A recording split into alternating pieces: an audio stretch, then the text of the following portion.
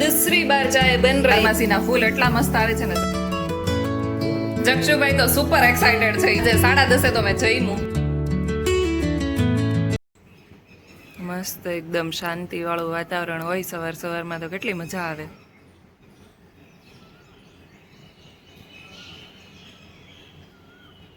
જો અત્યારે સૂર્યપ્રકાશ છે ને બાલ્કનીથી ડાયરેક્ટ સીધો આવે છે બાકી છે ને અમારે આ સાઈડના ભાગમાં આવતો હતો સૂર્યપ્રકાશ પણ હવે આ બાજુ આવે છે કેમ કે સૂર્ય છે ને અહીંથી સીધો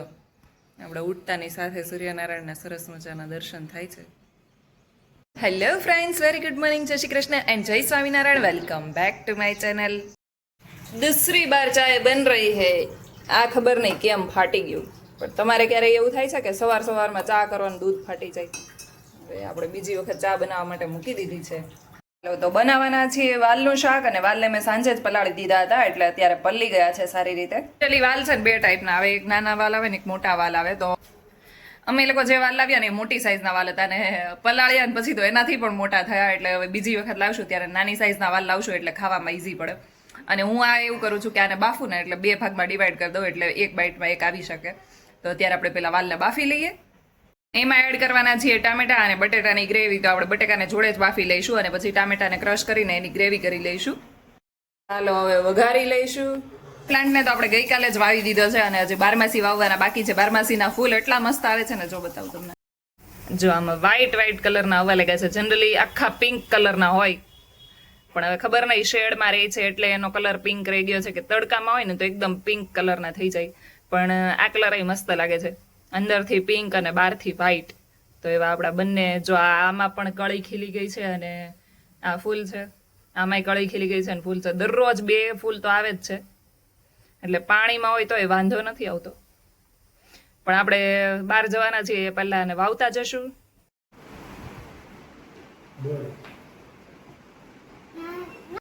જક્ષુભાઈ તો સુપર એક્સાઇટેડ છે યુનિફોર્મ પહેરીને અને એને તો કાઢવો જ નહોતો પણ આપણે વોશ કરવાનો છે એટલે કાઢો અત્યારે કઢાઈ દીધો છે અને વોશ કરવા માટે નાખી દીધો છે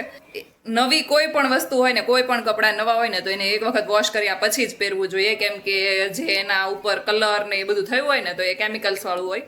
એટલે ડાયરેક્ટ સ્કિન સાથે કોન્ટેક્ટમાં ના આવે એટલે આપણે એક વખત વોશ કરીને પછી જ એને પહેરવું જોઈએ તો આપણે અત્યારે વોશ કરવા માટે નાખી દીધું છે અને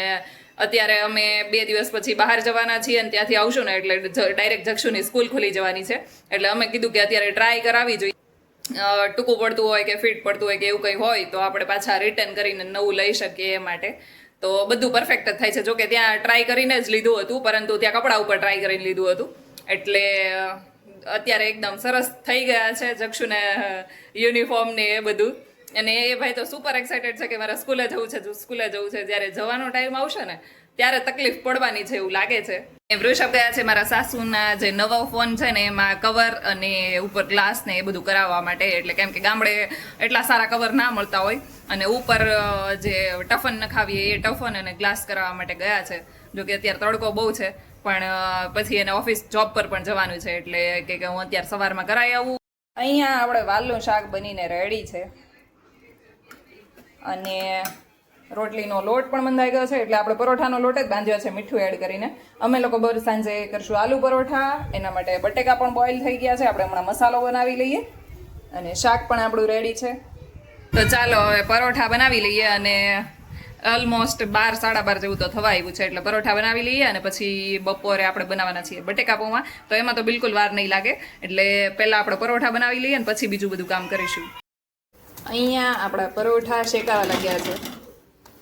વૃષભને ટિફિનના આપણે અત્યારે બનાવી લઈશું બાકી પછી બીજું બધું આપણે સાંજે બનાવીશું આલુ પરોઠા અને આપણા સાદા પરોઠા અને એ બધું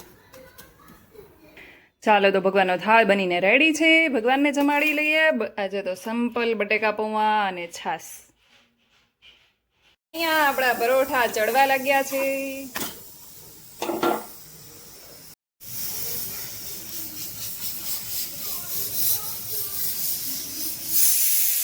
જક્ષુભાઈ જો ઉઠી ગયા છે અને બપોરે બટેકા પૌવા બનાવ્યા હતા ને ત્યારે એનો બીજો રાઉન્ડ ચાલી રહ્યો છે અમારે આ છોકરાને કાંઈ ખાવામાં ફતવા નહીં કે આ નથી ખાવું પેલું નથી ખાવું બપોરે બનાવ્યો અને એ જ અત્યારે ઇવનિંગમાં પણ ચાલે કે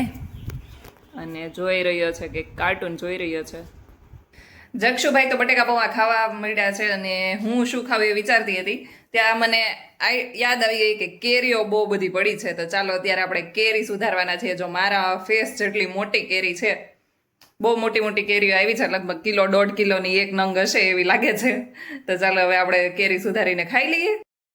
હમણાં 2-3 દિવસથી જક્ષુને લઈને નીચે નથી ગઈ તો અત્યારે વિચાર્યું કે 6:30 જેવું થયું છે તો 1 કલાક નીચે રાઉન્ડ મારી આવે. 7:30 સુધી તો અંજવાળું જ હોય છે અને હવે ધીમે ધીમે એટમોસ્ફિયર પણ સારું થવા લાગ્યું છે, ગરમી ઓછી થવા લાગી છે. એટલે આપણે અત્યારે કોઈ પણ નીચે છે નહીં, છોકરાઓ રમતા હોય એવું ખબર નહીં હવે આજે કેમ છે નહીં, બાકી તો દરરોજ રમતા જ હોય છે.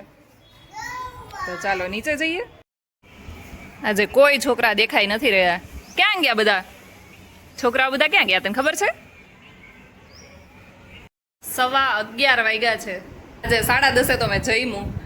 7 વાગ્યાના કામ કરતા હતા તો બધું કામ 10:30 આજુબાજુ પૈતું ને પછી હું જમવા બેઠી ત્યારે તો પછી એમ થઈ ગયું કે હવે કંઈ ખાવું જ નથી, ખાલી ઠંડુ કંઈક ખાઈ કે પીને સૂઈ જઈએ. અને હવે ફાઇનલી આલુ પરોઠા બની ગયેલા હતા એટલે વાંધો ના આવ્યો. જક્ષુને તો ટાઈમે જમાડી દીધો હતો પણ મેં પછી જમી લીધું. અને જો અમારો હોલનો સેટઅપ છે. અમે આજથી જ્યારે અહીંયા રહેવા આવ્યા ને તે દિવસે અમે હોલમાં ગાડલું નાખીને આ રીતે સૂતા હતા, પછી આજે સૂઈએ છે. જો આ રૂમનો હાલ જુઓ તમે, એવો જ સેમ હાલ હોલ, કિચન અને બેડરૂમનો હતો. અને અત્યારે ફાઇનલી બધું કામ પતાવી દીધું છે, ખાલી એક રૂમનું કામ જ બાકી છે અને સૂઈ જવાની તૈયારી છે. તો આજ માટે બસ આટલું જ. કાલે મળીએ ફરી એક નવા બ્લોગની સાથે. ત્યાં સુધી ગુડ નાઇટ, જય શ્રી કૃષ્ણ એન્ડ જય સ્વામિનારાયણ. મારી ચેનલ ઉપર નવા હોય તો સબસ્ક્રાઈબ કરવાનું ભૂલતા નહીં.